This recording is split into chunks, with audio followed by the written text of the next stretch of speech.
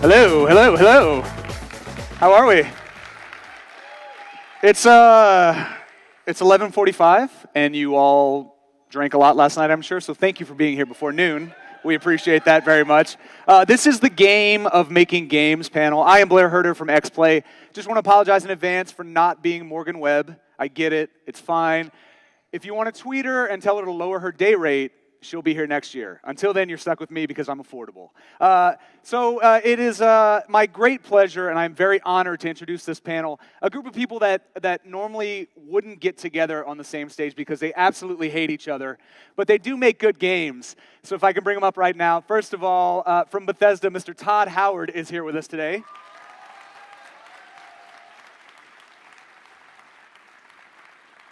Todd Howard, ladies and gentlemen. Hello, sir. Hello. From Insomniac Games, Ted Price is with us as well.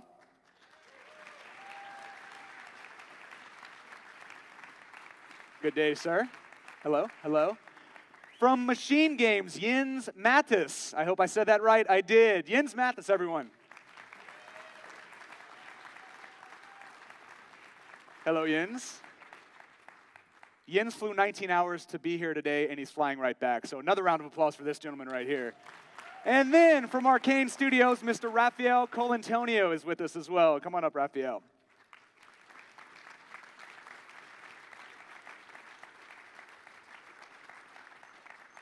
We didn't decide where we were going to sit beforehand, so I guess I'll take this chair right here. So guys, here's how it's going to work. It's going to be a little different than a normal panel. I really do feel like I'm a fan of everything these guys do, and I feel like there's just no way I will ever see these four guys together again without me breaking a law and Todd ending up in my basement crying in a corner somewhere. So we're just going to do kind of a brief overview of what these guys do and some of their philosophies, and then I'd love to open up the floor to questions from you guys, the fans, which is truly why I think we can all agree they make the games and why these guys are here. So start thinking of your questions. We're going to open up the Q&A session a little bit earlier than most normal panels, probably about 20 minutes from now. So start thinking of your questions, and we'll have you guys line up on the sides when we're ready. But until then, kind of wanted to open things up with the general design philosophy of your studios. I think it's safe to say Outernauts is a little bit different than Skyrim. So clearly the design philosophies are a bit different. So Todd, if we can start with you, kind of tell everybody and walk them through how you approach actually making games over at Bethesda. So our main rule that we've had for a while, and we get ourselves into this trap and then get ourselves out of it by remembering that great games are played, not made. So you can have the biggest design document. Generally when you start a project, you have all these ideas and you want to lay it all out and figure it out on paper, and then you put it in the game and you realize in 5 minutes that idea I spent a month on is absolutely terrible. So we really force ourselves to get it in the game and play with it and not kind of over-design a specific feature. So if you look at something like our dragons, which was a big feature for Skyrim, it was just a one-page bullet point, like here's how they feel. We try to define mostly how the player should feel when they're doing this activity, and then we'll kind of find our way as we go through the project on that particular feature. That's a good answer, Todd. That's a really good answer. Thank you, for Blair. that, sir. and Ted, what about you guys over at Insomniac? You've done a bunch of very different games from the Ratchet franchise, then over to Resistance, which are different games, and then recently moving into the social space with Outernauts, and those are very, very different experiences. So how do you approach designing all of those different games, but still keeping kind of the overarching Insomniac philosophy? Yeah, I think the challenge is that they are so different. It's difficult to create a design approach. And so we focus more on the production approach, which actually speaks to what you're talking about. One of the things that we try to do is prove it daily. So make sure that you get the game up and running every single day so that you can do things like make sure a weapon is fun before you spend a month modeling it, animating it. And we still do that. We still will design something on paper and start modeling it and then realize a month later that, wait, that wasn't too fun. We have to go back and redo it. So we try to avoid that by proving it daily. And I think another important one for us is basically to focus on the fun first. And we're all about crazy weapons, whether it's Ratchet or Resistance or cool attacks and Outernauts, and making sure that those particular mechanics are fun at their core, whether it is the camera controls, how the weapon feels, before we get too far into the overall game design. That's been really important to us just to embrace. Now, you guys both said it, you know, there comes a point, even after you've worked on it really hard for a month, where sometimes you go, this just isn't going to work. How difficult is it to let go of that?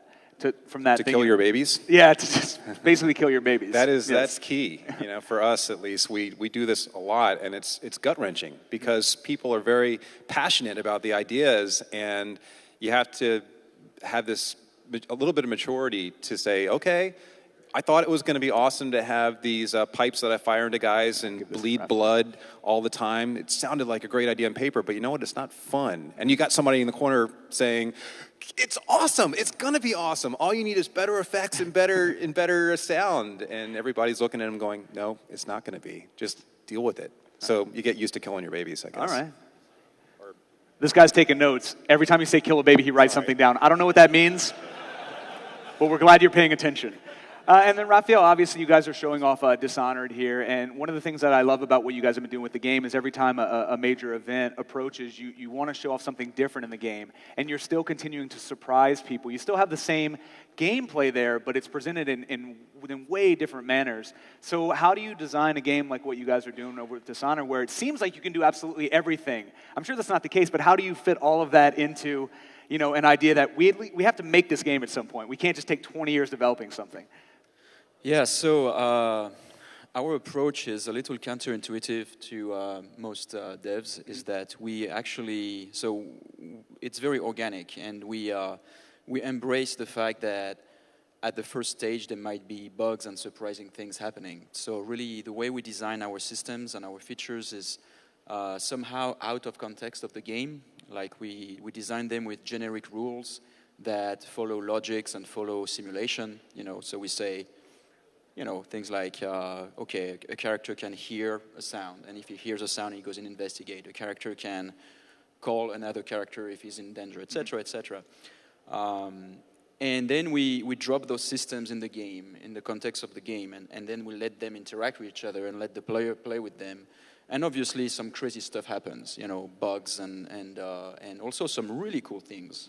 Like someone possessing a fish to swim under a level as opposed to what you guys had experienced previously. Right, exactly. And then at this point, it becomes, you know, supporting what's cool, fixing what's not cool, and then, you know, it goes this way all along. And then we add some more systems, and then they interact with the older systems, etc. And so it's very scary to developers because it's like the opposite of knowing exactly where you go, and it's really relying on the you know, on the magic of the development to solve things for you and give you ideas. And that's really cool because then you find this also in the final product, which is, you know, we're still surprised by what people can do with our systems. Right, as we saw in the game jam as well, something that you showed off, Todd, where you have this game that was already out, people have been working on it forever, and then eventually you do a game jam, you're like, for a week, I'm just going to give you Skyrim, do whatever you want with it, and then you come back and show off stuff that you had previously not thought possible in that game.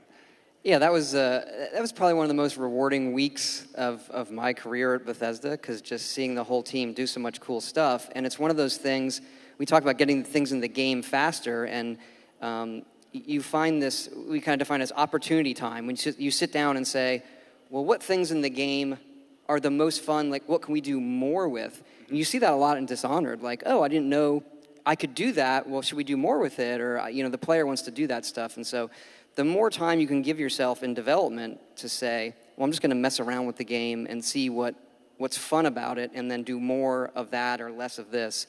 And the game jam, even though we did it afterwards, it did lead us into, okay, what do we want to do with DLC or future patches and updates that would just make the game, you know, more fun for us and our audience. Like gargoyles. We do have gargoyles. Like gargoyles. And then Jens, what are you guys working on? Because it's all so secretive right now. No, but so you guys have done some things. You've done some amazing stuff. Riddick is one of my favorite games. Previously Thank over you. at Starbreeze. You moved over into this side of things, and I know that you're not really talking about what you're working on currently.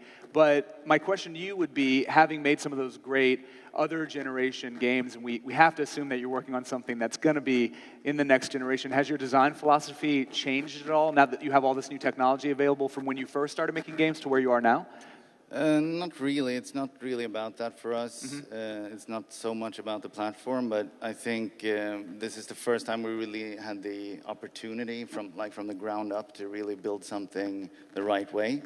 And part of that is coming from working with a really great organization, but part of it is also us having made so many mistakes over the years, so we know more about what works and what doesn't work.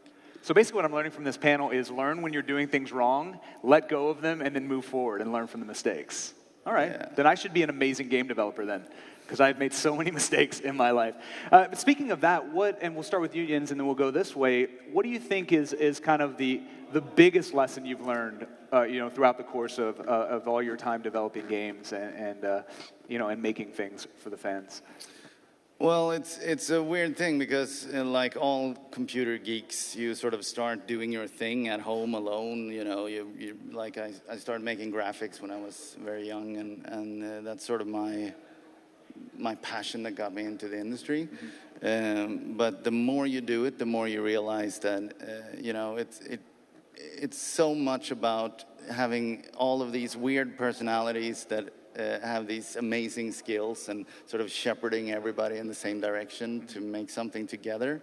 And that whole team aspect and the communication aspect of it, that's sort of, for me, the most important thing. Learning to play nice with others.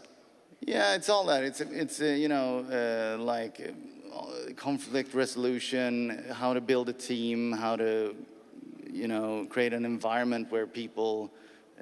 where everybody can sort of row the boat in the same direction. That's what it's all about, and it's surprisingly tricky. Very cool, man. Raphael, what about you? Same question. Well, I would talk about two things. The first one is we used to believe that HUD and feedback to the player was actually the enemy of immersion. Somehow, we had this.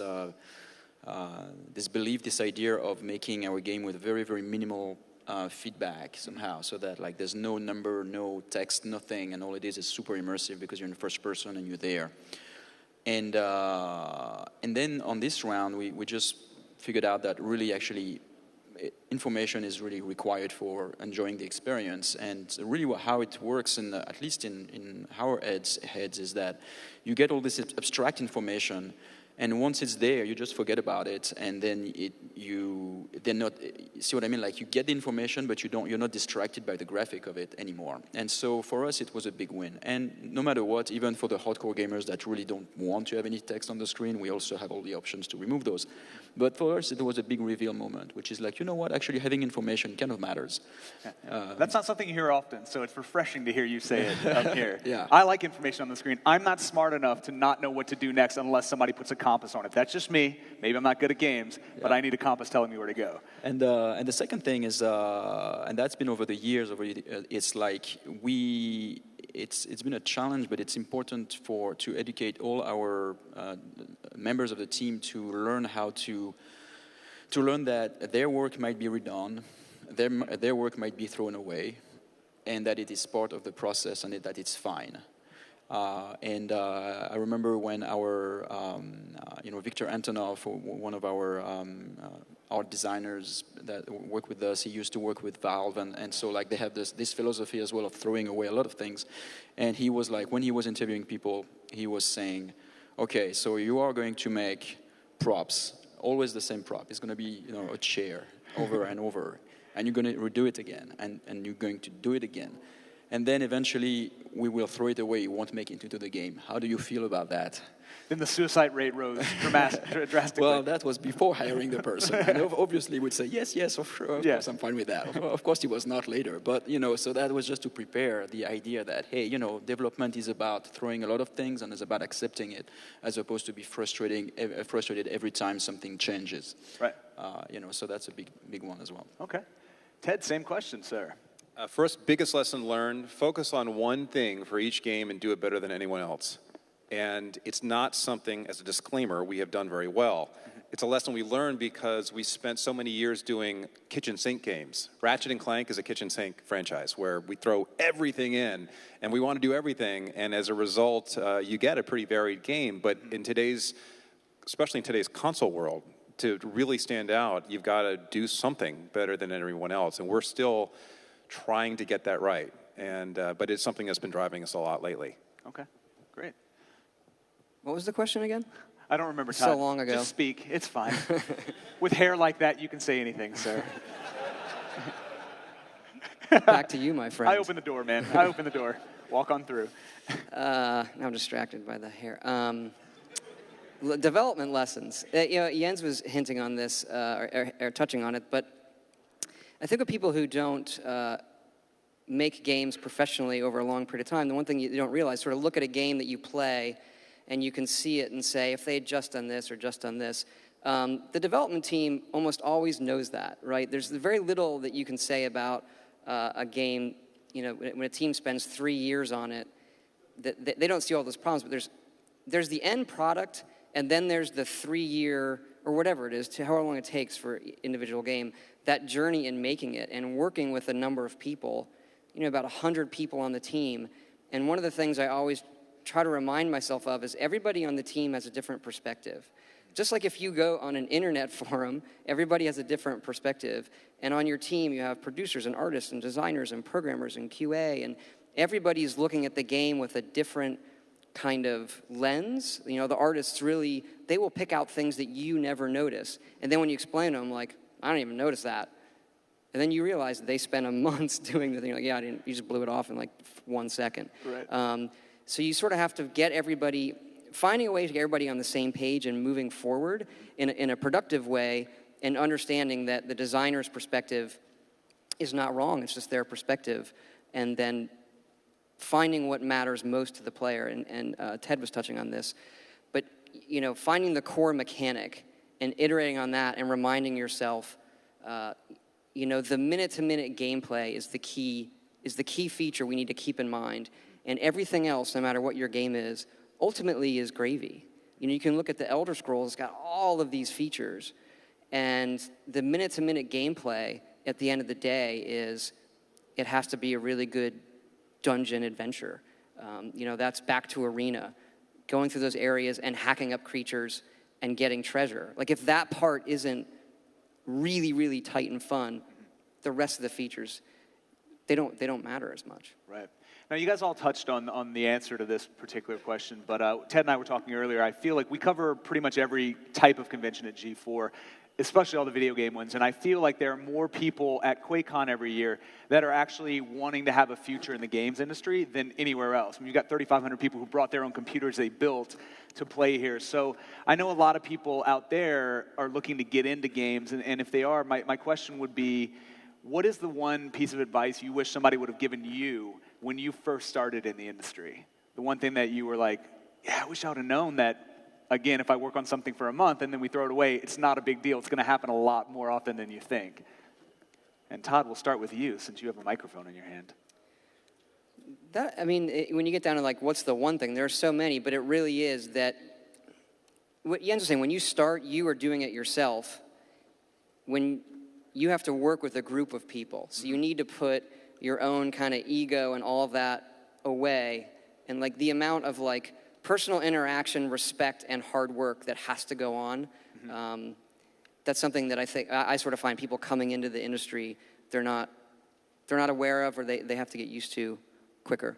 Right. Okay.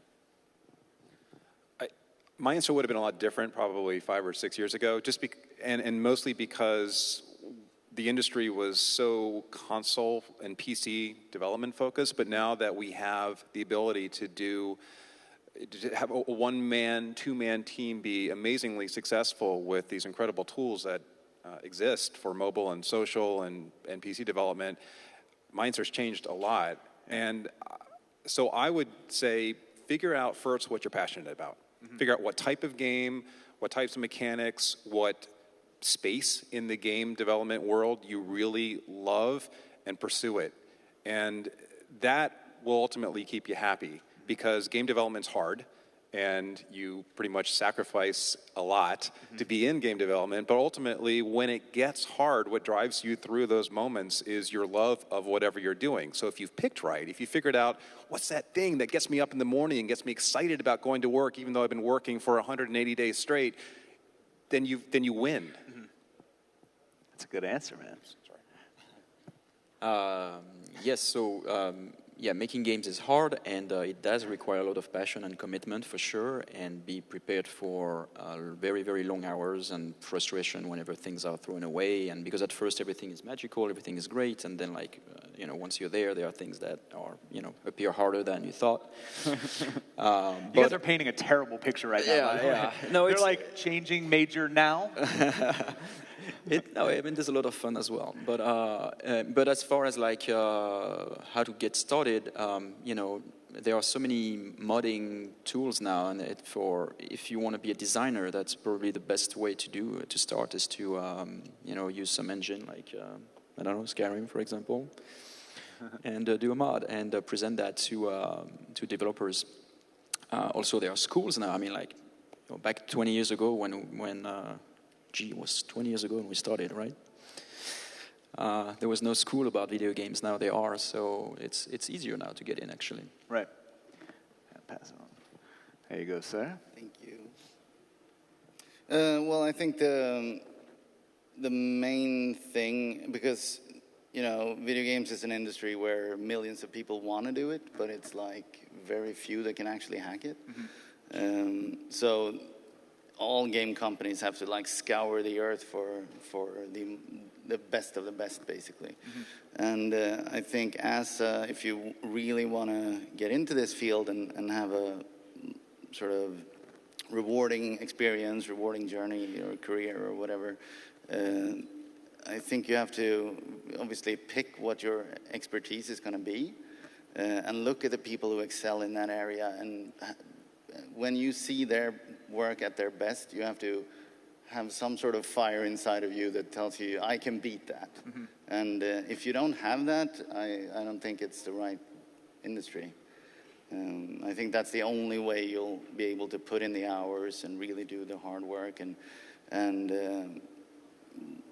what the other guys have talked about, like the interpersonal stuff is so important, and learning. I mean, it takes years to develop some sort of like shield against, because your work is going to be criticized and people are going to hate your ideas, and the things that you love the most, somebody will just tear apart in an instant, and sort of being able to live in that environment and have a harmonious working relationship, that takes a lot of time to develop. So if you don't have that passion there from the get-go, it's very hard to achieve it. Right. And you guys have all spoken about how many hours you put in and how difficult the process is and the things that you have to let go of. So we're going to have you guys line up to ask some questions now. But while they do that, my question would be, in one word, what is the word that you have in your mind when your game finally ships? You put in all this effort, you're putting out your baby into the world, opening the doors to criticism. How do you feel at that moment? Well, it's obviously the word fuck. That's the only...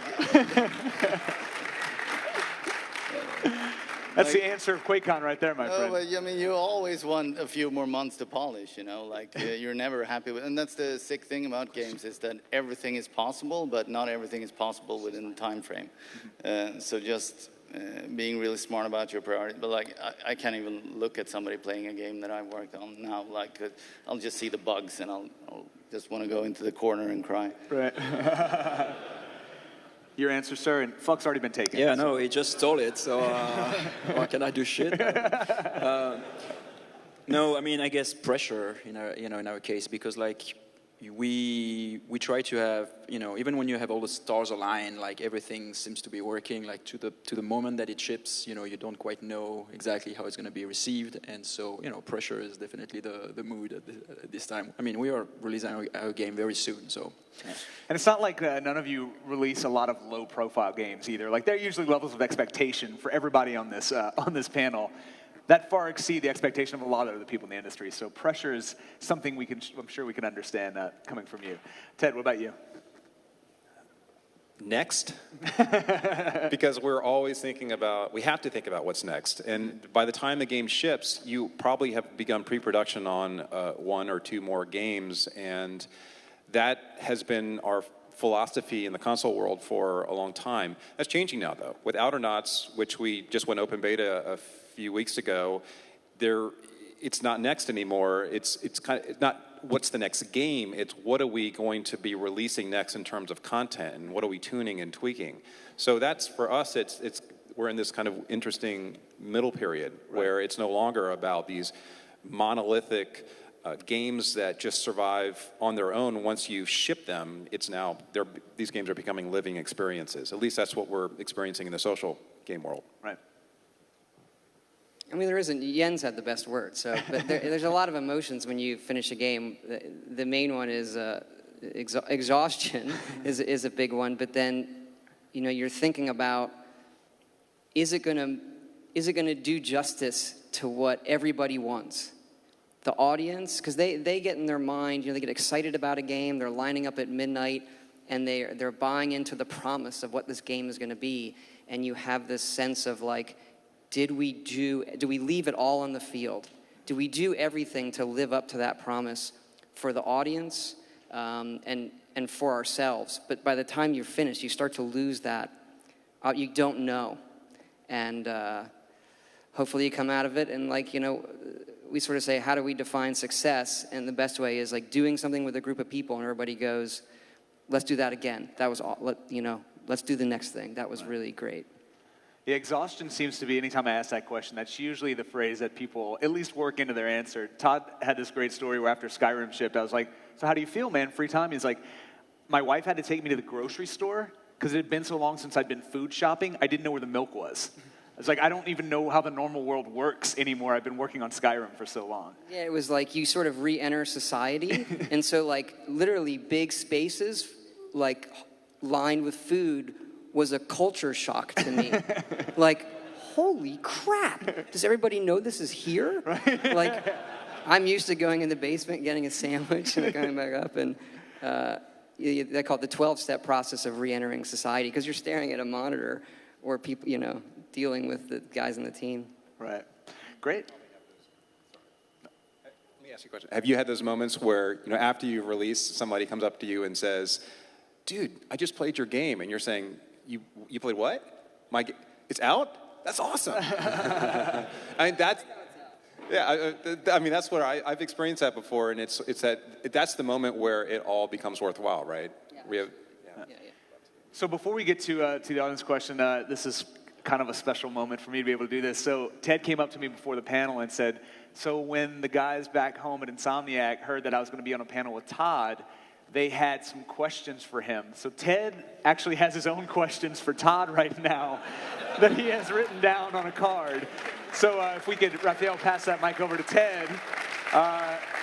This is something you don't see often on a panel, so I'm going to sit back and watch this happen. No, seriously, man. I told everybody, and a lot of us are Skyrim addicts, and I got a lot of questions from Insomniacs. And one of the things, you guys already brought this up, that inspired a lot of us in development was when you released that Game Jam video and showed off all of the things that you guys did in that week or so. It was about a week, yeah. Yeah, after release. And the question that came from our team was, is that something you're going to incorporate into development as part of the process instead of doing afterwards? We definitely are. It's something that we've sort of done little bits of it. This was a more focused one.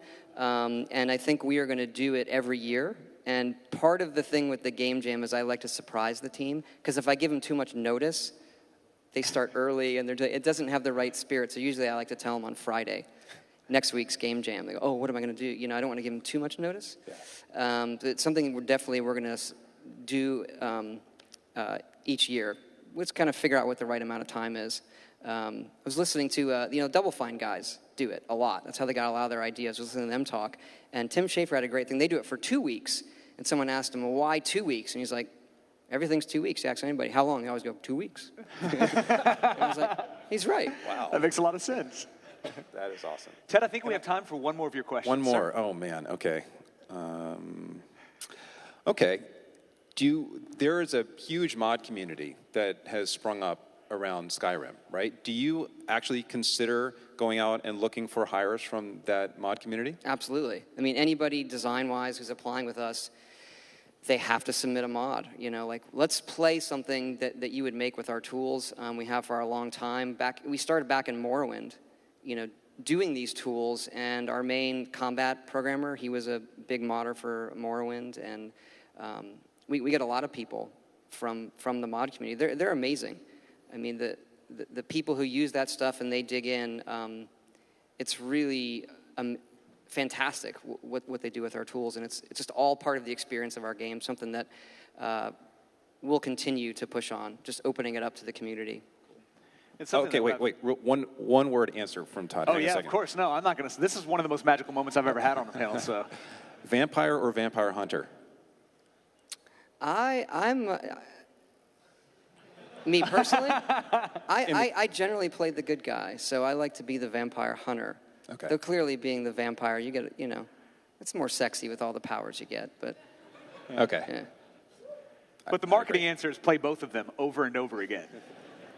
All right, guys, let's open it up to some questions. I think we have Pete Hines over there who puts all these things together. Big round of applause for Pete, everybody. Smart enough to wear shorts in this sweltering heat. I got dressed up. All right, you guys ready? Yep. First of all, Blair, you stole me lunch from filling me up yesterday. Yes, I'm so sorry about that. I went to give him a hug, and this has never happened before. It probably says a lot about my subconscious. And I, unfortunately, credit carded his butthole. It was like the most awkward stranger hug of all time. And so I'm so sorry about that, man. No, but good to see you again. No problem. Have there been any babies that you've killed that you maybe keep trying to introduce in the next game that you make? It's definitely not for me. I've never murdered a baby. So, so let's start with Todd. Have you had to kill any children? I mean, there's always a bunch. Fortunately, with horse combat was one we kept trying to do and kept trying to do, and it never quite worked out. And that was something we were able to get into one of the Skyrim updates. So that just, I don't have anything else that comes to mind immediately. I have a few, but go ahead. Yeah, I've been talking. I mean, we always kill a lot of babies because we for example, It's so unfortunate this has become a thing. Yeah. The powers in Dishonored, we designed 20 and then we only kept 12. But it's part of the process. We design more than we need and then we only keep the best ones. Jens, anything about the game that you can't talk about at all that you haven't put in the game? Oh. Safe. Sorry, what were we asking? Have you had to take anything out of a game that eventually made it into something in the future that just didn't fit in that game, but you knew it was good enough to eventually be a part of something? Yeah, but I mean, it can happen for so many reasons. Some of them are production related, like you don't have the time to do it if you wanted to. Some of them doesn't work, but perhaps they could work if you gave them more time and developed them better. Some of them are outer pressure, like if you have a really troublesome publisher, they might kill some of your babies. So, yes. All right. By the way, the reassuring giggles every time we say kill a baby is not a good thing, just so you guys know. Thank you very much for your question, brother. So it seems like one of the nightmare situations for a game developer would be to have several years of blood, sweat, and tears go into a game, and then it gets released to the market to bad reviews, and nobody's playing the game, empty servers, etc. And the nightmare situation for a gamer would be to spend a good amount of time expecting a great game, and they go out and spend their money on it, and they log on and empty servers or crashes and bugs and problems, and it's just not that fun to play. How do you ensure that the games are in the end great, not just from a content standpoint, but in a changing technology world where, drivers change and technology, I mean, the hardware, on the PC platform changes all the time. How do you make sure that the game is polished enough that it leaves people with a great experience? And I guess for a Hollywood equivalent, that the projector doesn't stop playing halfway through the movie? It's a great question. Yeah, good question. For me, I think that's the kind of thing you are powerless against as an individual. You really need the whole organization to tackle those big issues, because from a personal standpoint, obviously you don't want to release a game that is less than incredibly awesome. And you can tell as a developer when it's not. You can tell when you haven't reached your goal, but there are so many external pressures that affects whenever, your release date is, and what's the whole sort of marketing apparatus around that. And there are too many things that matter to just solve it on your own. You have to get everybody involved in solving those types of problems. Yeah, I think you never quite know. It does take a lot of people to make sure that you've hit that level as best you can. You touched on something that I think is unique in gaming and as it comes to entertainment, which is it's also software. So one of the things that affects, I think, all of us to some levels, some more than others, you're making a game, is this intersection of technology you're building, and then you have a whole bunch of people making data for that technology. Then the technology changes. Now do you change all this data? Because just doing the same thing everybody saw last year generally is going to make your game not do what you want it to do or anybody wants it to do. So you're constantly pushing this limit of what else can we do feature-wise? How much better can we make it look? And then you have people making data for that are trying to play catch-up. And those two things syncing up, I think, is what makes... It's one of the main reasons you see a lot of games that are late, or maybe they're not working in some way because those two things aren't lining up at the time frame that everybody wants it to. Good question, man. I can't ask those questions because then they get mad at me. By the way, everybody up here that's made a game, we've scored very high on G4, so I feel very safe up here when he asks this question. So thank you for all making great games. Well, first I'd like to say thanks, because you guys really validated a lot of experiences I've had in the last 6 years as a graphics and user interface engineer for the defense industry. With the whole killing baby thing and all blah, blah, blah. But my real question is, why are certain games that are really, really good, like Max Payne 3 and Rage and all that come out, they might have a little bit of stumbles on their release in terms of technical difficulties, but they get their core mechanics so down, like what Ted said, it is just magnificent to get that shooter combat or whatever, and it's just so crisp, and they die out within a couple months. They have their month of awesomeness, and then they disappear. But you got games like Skyrim and even Batman Arkham City and Battlefield 3 that are just going for over a year, and just people just are always talking about that same game. How do you, is it frustrating as a developer to see your game in the bargain bin less than 3 months later? I mean... Has that happened any years? Well, yes, it's frustrating. I mean, you sweat blood on these games, and you really, I was a little bit probably flippant before in my answer with saying that we're thinking about what's next. We definitely want players to be happy with our games, and we want to affect people with our games. And if a game doesn't do well, it really hits home personally for all of us, because we put a lot of ourselves into these games, and our first assumption usually is that, well, people don't like us. And that kind of sucks. And that may not be the case. It may just be that the timing was wrong, or there were certain aspects of the game that didn't stand out enough against the competition. So if you are a shooter fan and you have a choice of 4 big shooters in a year, and one shooter offers better multiplayer competitive because you're a multiplayer competitive dude, you're going to focus on that shooter. And if you aren't up there in that highly competitive genre, you're going to lose. And that's what, even though a lot of us make what we hope are great games, we could lose that battle if we aren't focusing on the right thing. So it's hard, but it's a good learning experience every time.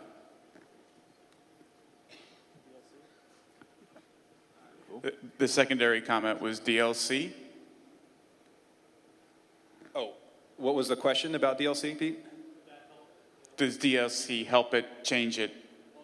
I mean, I'll say, we have not done a whole lot of DLC with our games, and I wish we had done more, and I expect we will do more in the future. I think it really helps keep games in the public eye, because that person who didn't buy the game initially hears about the game again when the new backpack is released or the new weapon is unlocked. You know, that's great. It's just the balancing act for developers is figuring out how much time do we spend post-launch on this DLC or even pre-launch when we also need to be focusing on the sequel, if it's a sequelized franchise.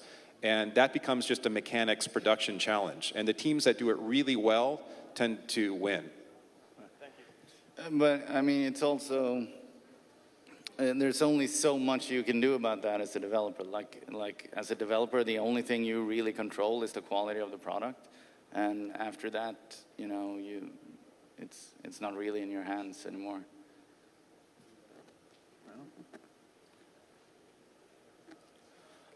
Thanks for coming out tonight, or today rather.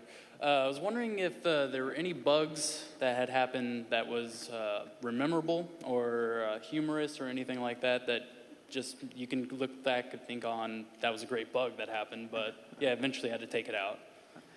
I have to assume that something's happened in Dishonored, right? I mean, you guys continue to be surprised with everything that's happening as you continue to make this game. Yes, actually, some of the bugs we it's not like we keep them, but we improve them. So it's like, oh, that's cool that this works. You know, some of it like is just emergent systems from other systems, and that gives the player more possibilities. Those are the cool bugs. Those are the bugs that you want to keep. You know, as an example, we often give the same because it's... well, I'll try to give another one this time. Okay, so here is one. If you throw an object at a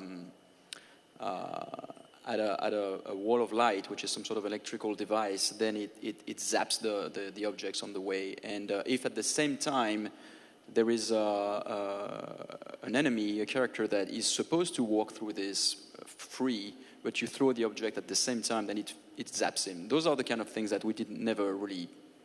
it's not like we planned for it. It's not that we said like, okay, if the player does that and the AI goes through the thing, then blah. And so at first it was like reported as a, hey, you know, is that normal? And I was like, yeah, that's an awesome bug. And so that... We're leaving it in. Yeah. That's cool. So immediately when you asked that, my first thought was we had this bug on, this is just a very, very weird bug. It didn't produce any usable results, but on the Darkness, for some reason, one day the player character had huge hands. They were so incredibly huge, they were like this room type huge. It looked very, very weird, and I don't remember what caused it, but we still have the screenshots. And you know, if that game was made by Midway in the 90s, they would have left that in somehow. You put in somebody's like Bill Clinton's initials, and then you have Big Hand Darkness everywhere you go, which would have been sweet.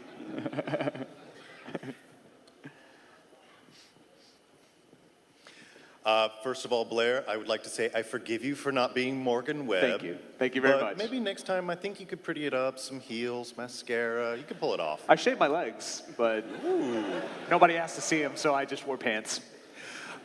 Writers talk about reading being an important part of their process, photographers and all sorts of creative types. How much do you guys value your time just playing other video games for inspiration, and how do you work that into your schedule? It's hugely valuable. When we hire people, the main part of our interview at first is, what games do you play? Tell us, what are you playing now? What do you like? What are your favorite games? Why do you like them? Everybody in our studio plays our own game a ton. We schedule time for it. Everybody has to play the game on the team. Everybody sends in feedback.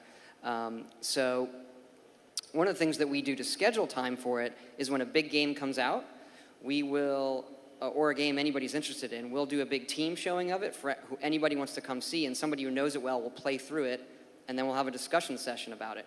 But generally, we're a development studio full of people who play a lot of games, so it's not just our work, it's our hobby. We're going to work, and then if we're home, we eat, and then we're usually all of us are playing games at night. And there is even a game that I think you might dismiss out of hand. There's something interesting in almost every game that I play. It can be how they handle a loading screen. Like, oh, that's a really novel way. I like the way it's presenting the information on the load screen. Or how they handle save games, or achievements. Just really little things. How long was it till the first achievement? And then there are games that you don't look at as a creator that you really, really get into. And I think that's probably the hardest. So you first put a game and you start analyzing it, and it's the ones that you get past that analyzation and get to, I'm just enjoying this as a piece of entertainment and not as a game developer.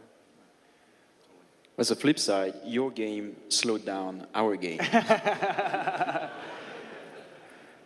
On the other end of that spectrum, can you, the amount of hours that you guys have to put in to make these games, can you envision a reality where if you don't like games, you're still going to work in the game industry? Like, could you imagine anybody that doesn't play games being able to suffer through what you guys have to suffer through? Ted, you say yes? Yeah, I do. I think it's more than just making games. It's about creativity. Mm-hmm. It's about having the outlet to create something. And we have a lot of folks who are, for example, animators, who may not be playing games as much as our designers, but they just love the process of bringing characters to life on screen. And the fact that it's in an interactive environment is even cooler for them. Right. Same thing with writing, audio, you name it. All these folks everybody on our team is passionate about something, and games are sort of icing on the cake in terms of giving us the tool with which we can express ourselves. Okay. Yeah, I think that there's a lot of truth in that. I think for me, games development is up there among the absolute hardest creative problem solving you can do. And the challenge of that, I think, is attractive to a lot of people. It's very attractive to me, at least. Oh, cool. Sure. So recently, the statistic about how few people actually finish games has been bandied around a lot. I'm curious on the beginning as well. How much focus do you put at the end that people may never see, and the beginning they're clearly rushing through to get to the meat of the game? Todd, can you finish Skyrim? Is that possible? I'm trying, man. The user defines what finishing Skyrim means. We don't think about that a lot. I mean, even though the percentages are, in the kind of games we make, we define finish as finish the main quest, like the player feels like they've accomplished whatever the big thing is, even though there's hundreds of other things to do. The current statistics on Skyrim, the average playtime across all platforms is 100 hours. Whoa. That blows. So whether they finished it or not, they're putting a lot of time into our games. And when we think about the beginning of a game, we mainly focus on, does the game teach itself to you in an entertaining way, that you feel like you're playing right away, even though the game, and we know you're not quite ready for everything yet? Have we done that in a way that feels entertaining and not like a long cutscene or not like a tutorial like you're in school? So we think about those things, but as far as feeling anxious about people finishing it, we don't have a lot of that. Well, it's a great question, because most of all, when you have a budget and time, constraint, then obviously you are tempted to spend more of your dollars on the beginning of the game than the end. It's a natural thing that a lot of developers will do. However, we've also thought that the ones that finish your game are also your biggest fans. They're really the ones that are going to be your biggest evangelizers. So you want also to make them happy and do something for that, because it's pretty cool. I mean, if a gamer finish your game, it's like, wow, that's cool. I'm thank you. so it would make sense. Probably add something to that. I think one of the pitfalls when it comes to the end of a game is waiting until the end to do the end.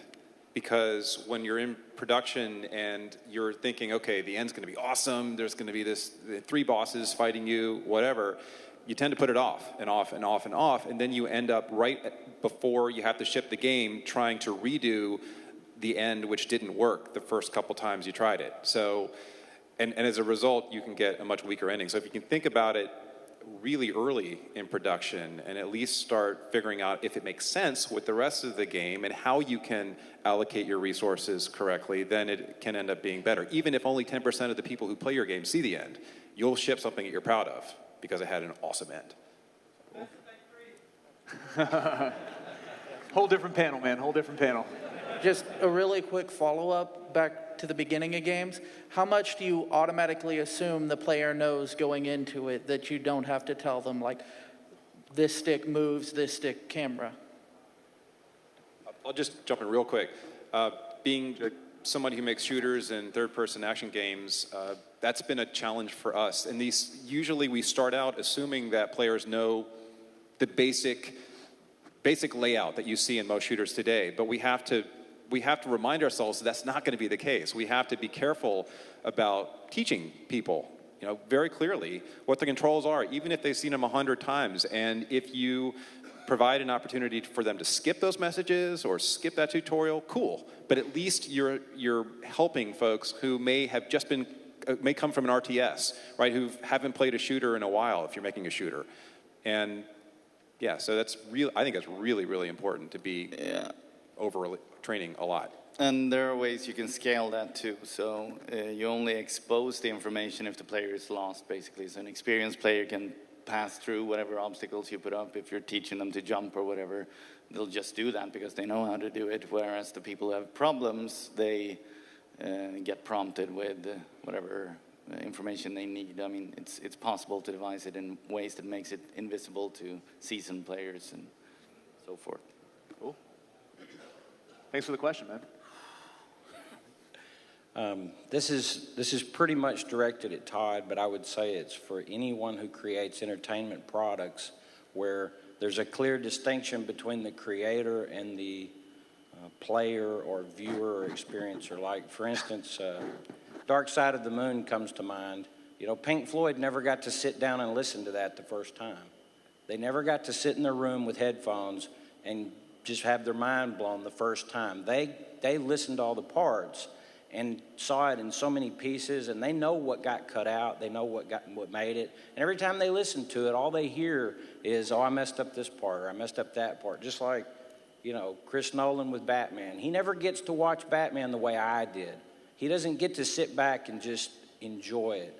And I've only got 250 hours on Skyrim, but do you... Rookie. I know, right? Well, my bud at the front with the hat, he's got 630 or something like that. And he... What does the game do then?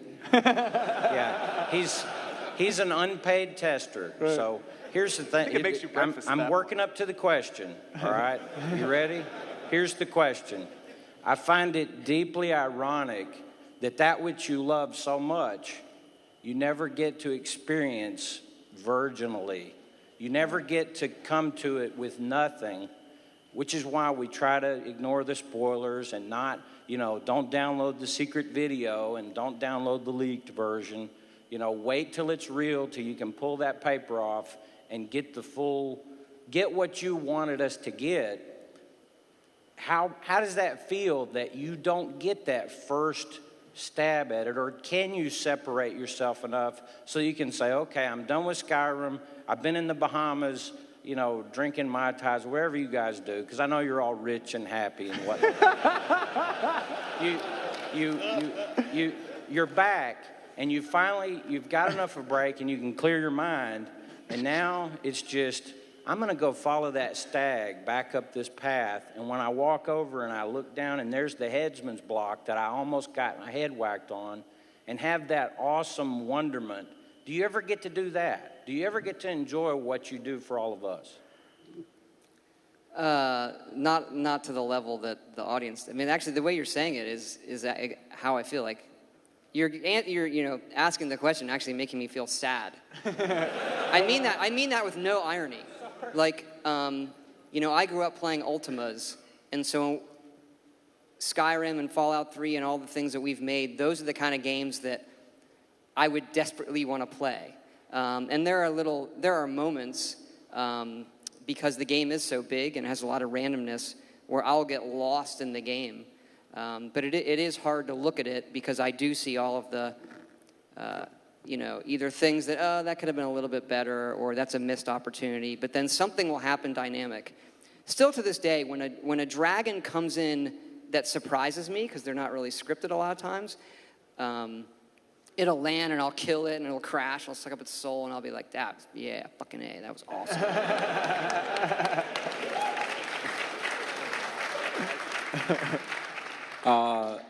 I do agree. Of course, it's impossible for us to have the experience of our own games, and that's something a little sad. And the paradox then becomes that we are hoping that the competition is going to make a great game that is not going to outsell us. so that I'm really looking forward to Bioshock 3 or I was really happy for Deus Ex 3 when it came out, because those are the kind of games that for me, it's like it's exactly the experience that you're talking about. It's like, okay, I'm going to enjoy their game, or every time they release a new Fallout or Skyrim, it's like, okay, I'm going to enjoy that game because that's exactly what I like. But I know beforehand that I'm going to kind of almost hate my own game when it ships, because you only see the bugs, and I think that's the experience of most developers. Sorry, I just have to add one thing there. That's an awesome question, and it's exactly how you feel about it as you develop. But there's what gives me my highs is during the creative part of that. Like the first time you have a really cool idea, and you maybe you put it down on paper and you talk to other people or whatever. Those things are what's rewarding about the process. It's just creating the creative side of it, and then as you've done all the creating and now it's time to realize it, all of those emotions tend to sort of fade away, and you just have to hold on to the memory of why this was cool once upon a time, because it doesn't feel like it anymore. But yeah. I'll add one thing. You're talking about that kind of magic that we all experience as gamers, right? When you just get absorbed into the world.